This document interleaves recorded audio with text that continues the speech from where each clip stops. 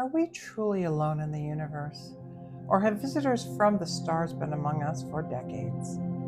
From unexplained sightings to government cover-ups, the phenomenon of UFOs has captivated the minds of millions.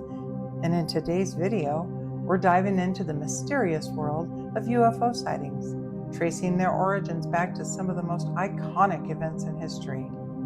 Welcome back to Laura's Travel Talk, and let's take a look at UFOs. Before we start the countdown, let's get a little background first. Our journey begins in the Pacific Northwest. In June of 1947, Harold Dahl reported one of the earliest UFO sightings near Maury Island, Washington. He claimed to have witnessed 6 strange flying objects in the sky. Just days later, Kenneth Arnold, a pilot, reported 9 shiny disc-like objects flying at high speed over Mount Rainier. This sighting was the first to coin the term flying saucer. And the media went wild, and the summer of saucers began.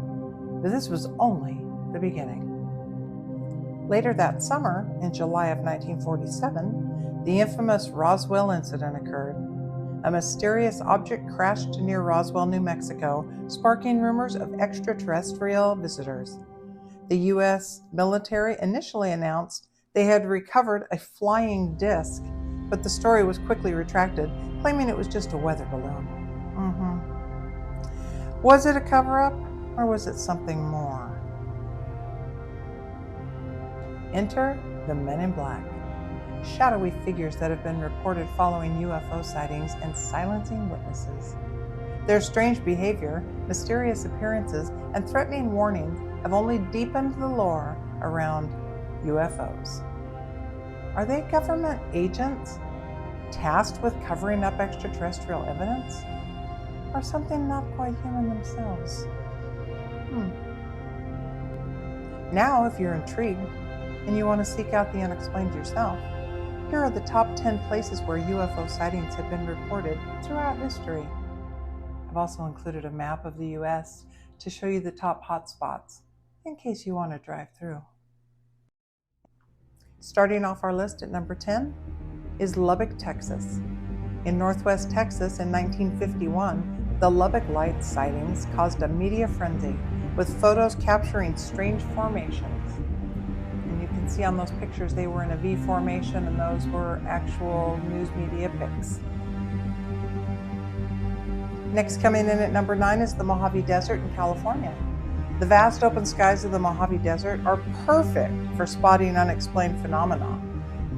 Because it's so dark out there, you don't have any light pollution from the cities.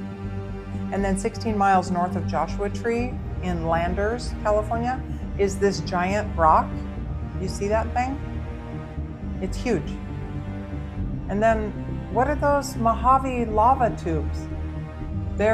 You can go underground in those tubes and see the light shining through and, get a little cooled off from the desert, but what the heck is that? Next, number 8 is Kecksburg, Pennsylvania. In 1965, a mysterious object crashed into a forest near Kecksburg, prompting immediate military response. You can see the acorn shape, and now there's been more sightings showing up. And you can see the written testimony of one person, that's what that little note is, and then the acorn shape. And then, of course, the trucks surrounding the acorn shape. I don't know. You make the call. Next up, number 7 on our list is Bonnybride, Scotland. This small Scottish town is one of the world's biggest UFO hotspots, with numerous sightings every year. And you can see that little picture that I added at the end. That's an actual street sign in an area where they feel there's a lot of sightings. An alien crossing the street with their child. Anyway, I thought it was funny. We're down to number 6, and that's Rendlesham Forest in England. Known as the UK's Roswell, this forest was the site of one of the most famous UFO incidents in British history. In December of 1980, 2 U.S. airmen saw a UFO craft with flashing lights that landed outside the perimeter of their air base. And the two air bases are RAF Woodbridge and RAF Bentwaters. I've circled there on the map, and then the landing site there in the middle. My husband was stationed at RAF Bentwaters 6 months after this occurred for 4 years, and he said it's all that everybody ever talked about. Next, the Phoenix Lights. The Phoenix Lights of 1997 are still unexplained, even though they were so recent compared to some of these others. Thousands witnessed massive V-shaped formations moving across the sky, yet there is no explanation for what those lights were. You make the judgment call. So we're up to Maury Island, Washington. This is where it all began, with Harold Dahl's first sighting in June of 1947 that is still debated by ufologists today. I have a friend that lives directly across from Maury Island looking across the water, and I have an uncle that gave me the 411 on this whole thing. So Harold Dahl cites that some aircraft flew over him, and there was debris that came out from what he calls the UFO. It killed the dog on his boat, and it broke his son's arm, and it was some kind of slag. Then, on August 1st of that same year, the Air Force comes, and they're going to collect some of that slag, take that debris to Hamilton Air Force Base in California, and mysteriously, a fire breaks out 20 minutes after they take off, and they cause a crash. Pilots were killed, and there are a couple people that parachute out, and they said that the fire was so intense, like they've never seen before. Now we're in Mount Rainier, Washington, the birthplace of the flying saucer term, where Kenneth Arnold's famous sighting took place.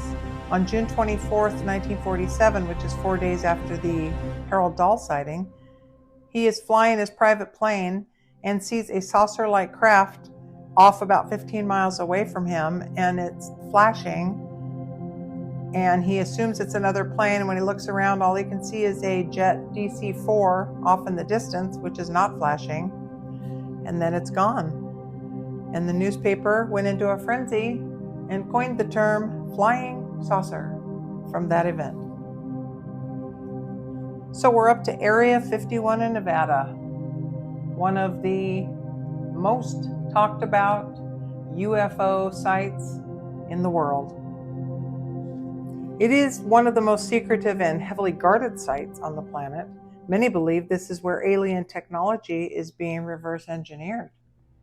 And I think a lot of it stems from all of these warning signs around any of the entrances that you can see in the pictures. But really, I mean, it's a military base, folks. So I don't know if that proves that it's alien spacecraft, but here are some pictures of UFOs spotted over Area 51. So I don't know. And we're down to number 1, ground zero for UFO enthusiasts, Roswell, New Mexico. This year, the Roswell UFO Festival attracted 46,000 UFO goers, keeping the legend alive. And you see such things as the newspaper headlines on there.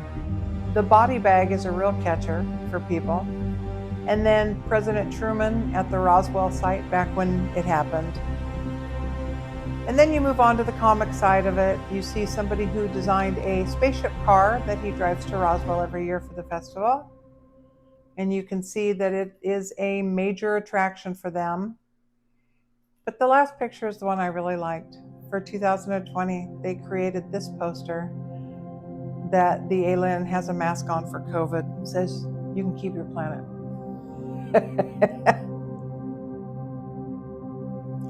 Whether you believe in extraterrestrial visitors or think UFOs are simply a trick of the light, the mystery remains.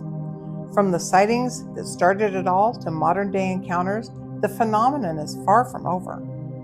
While I was doing this research, I found a lot of information on the History Channel, on a show called UFO Hunters, and Travel Channel, also on a show called UFO Witness, where you can look up most of these locations. So keep your eyes on the sky because you never know what might be out there. And thanks for joining me on this journey into the unknown. Don't forget to like and subscribe and hit the bell icon for more mysteries from the beyond. Until next time, keep looking up.